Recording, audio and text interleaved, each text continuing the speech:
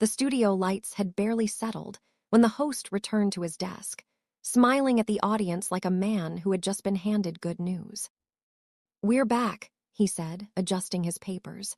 "And tonight, we've got some wonderful friends in the house." The crowd responded with warm applause as he began introducing the guests. One was a familiar face from films and television, a respected actor who had played everything from soldiers to sheriffs. The other was a charming woman who had appeared on the show many times before, though these days she lived far away on the East Coast. Tonight, however, she was back, and the audience made sure she felt welcome. She walked out to applause, smiling, waving, and greeting everyone as if she had never left. The host stood to greet her.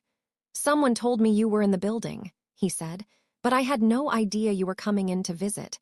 That was a wonderful surprise." She laughed and explained she had been busy working on a big television event honoring a legendary entertainer. While she was in town, she had seen something in the newspaper that made her decide she absolutely had to stop by.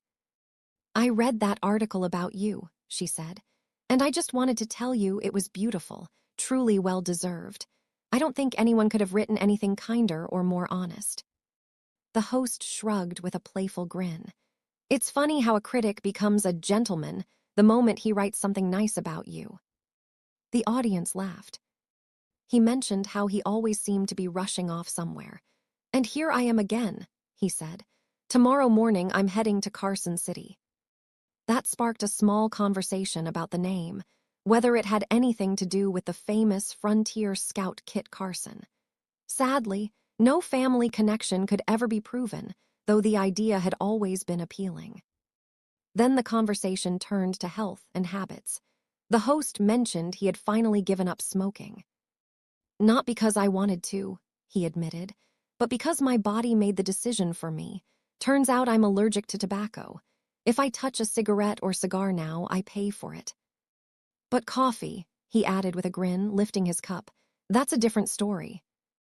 The guest teased him about it, and they joked about strong coffee and the occasional forbidden sip of something stronger, the kind of drink that came from an unmarked jar and probably wasn't listed in any recipe book.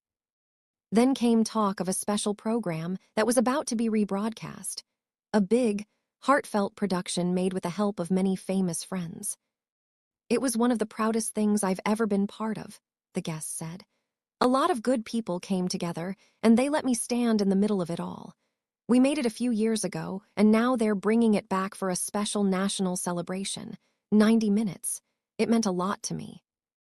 They remembered how many legendary performers had appeared in it, and how warmly it had been received. The host then asked about the rumors, the kind that never seemed to die in show business. "People keep saying you're going to stop making movies," he said. "Is that true?" The answer came quickly. "Not at all. I'm leaving tomorrow morning to start another one." "What kind of picture?" "A Western." The title made the host pause. It wasn't the usual word people used. "It's about an aging gunman," the guest explained. "But in those days, they didn't call them gunfighters. They called them shootists." That led to a thoughtful conversation about the Old West and its legends. History had a way of polishing rough men into shining heroes, but the truth was often more complicated. Many of those famous figures were not gentle or clean-cut. They survived because they were faster, tougher, and more willing to do what others couldn't. "They weren't saints," the guest said, "but they lived in a world where you had to be ready or you didn't live long." They talked about ambushes, about the danger of hesitation, and about how real that life must have been.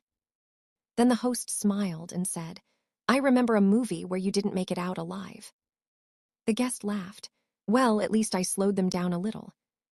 The audience applauded again, not for the joke, but for the history standing in front of them. The visit was coming to an end. The guest stood, shook hands, and said, "I really just wanted to come by and tell you how happy I was about that article. It was wonderful, and I wish you a happy new year." The host thanked him warmly. "I'm glad you came. I hope we see you again soon." They shook hands one more time as the music began to play, and the audience applauded, not just for a guest, but for a lifetime of stories, films, and memories.